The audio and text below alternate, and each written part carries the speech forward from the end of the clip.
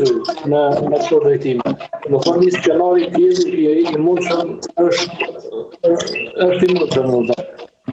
Rusia në anën tjetër është e izoluar ndërkombëtarisht për shkak të agresionit në Ukrainë, por ajo kërkon shtyzje të reja, kërkon të hapë fronte paralele për ta tensionuar vende blindore, ku e dinë përmes Serbisë dhe Republika Srpska plus grupeve të tjera, që veprojnë në Bosnjë ose partive politike ose si themi grupacioneve pro-ruse që janë në Maqedoninë, në Malin e Zi, po edhe në veriun e Kosovës, tenton që të destabilizojë si themi rajonin në përgjithësi po edhe vendet një nga tjera.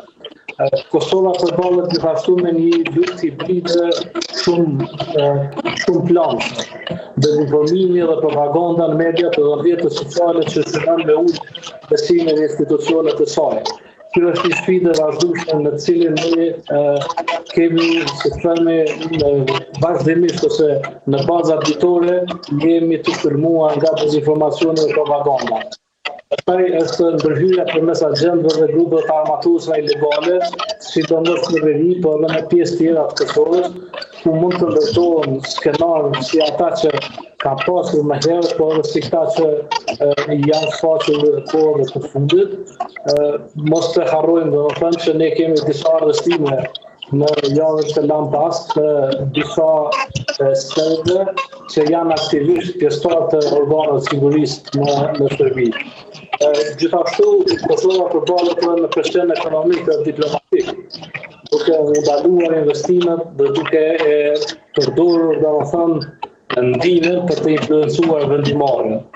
Bashkimi Evropian, siç e dini, por edhe mekanizmat të tjerë që vijnë nga bota perëndimore e kanë sankcionuar Kosovën dhe e kanë tentuar domethënë ta ndikojnë vendimarrjen e saj. Pikërisht për këtë do donim që t'ju pyesim zoti Blakaj, pikërisht për procesin e dialogut dhe në tërësi, edhe vetë Bashkimi Evropian po e konsideron tashmë të vdekur dhe shpreh dëshirën për ta ringjallur. Atë shefja politikës së jashtme Kaja Kallas po kërkon që të ndrejë gabimet, por sa bes mund t'u zëm zyrtarëve të rinj të Brukselit në një kohë kur ende nuk shohim heqje të masave ndaj Kosovës apo dënim të Serbisë për ato incidente apo sulme që janë bërë ndaj Kosovës. Shkurtimisht do doja këtë edhe për efekt minutazhi zoti Blakaj.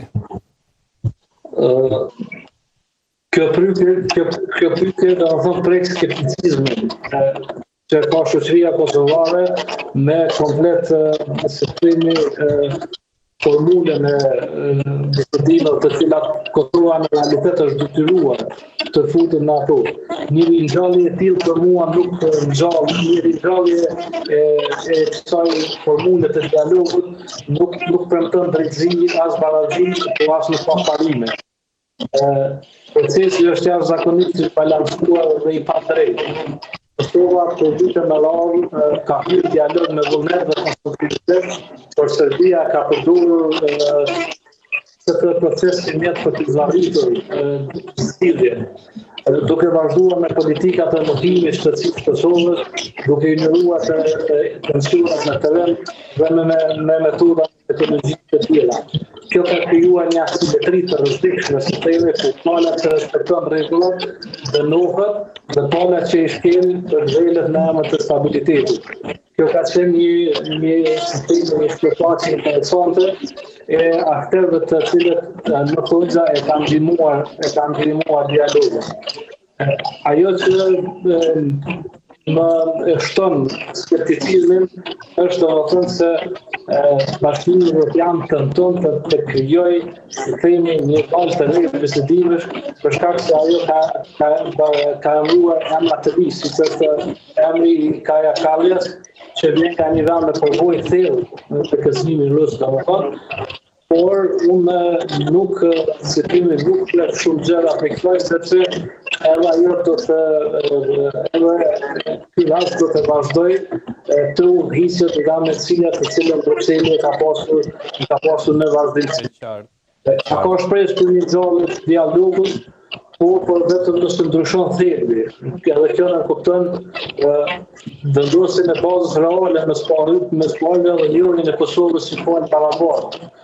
Ndaljen e politikës dyfisht Serbisë, e cila përfiton vazhdimisht nga Bashkimi Evropian, edhe nuk dëshkohet për politika dhe përcjelljet e saj, edhe për saktimin e qartë dhe drejt përfundimtar dialogut.